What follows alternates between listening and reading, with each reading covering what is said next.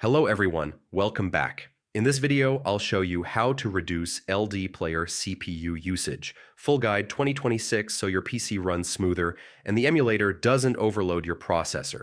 First, open LDPlayer and click the settings icon. Go to the Performance tab and adjust CPU allocation. Do not assign all CPU cores to LDPlayer. Usually 2 to 4 cores work best and help reduce high CPU usage. Next, lower RAM allocation if it's set too high. Giving excessive resources can sometimes increase unnecessary CPU load instead of improving performance. Now open display settings and reduce resolution to 1280 by 720. Lower resolution decreases processing demand and helps stabilize CPU usage during gameplay. After that, go to Graphics Settings and select OpenGL mode. This mode often uses system resources more efficiently. If needed, test DirectX to see which consumes less CPU on your system.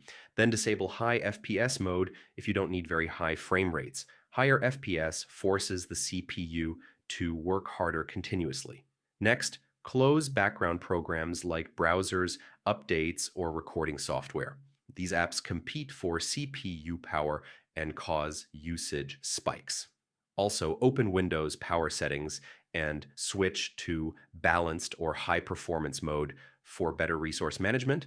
Inside your game settings, lower graphics quality and disable unnecessary effects to reduce CPU workload.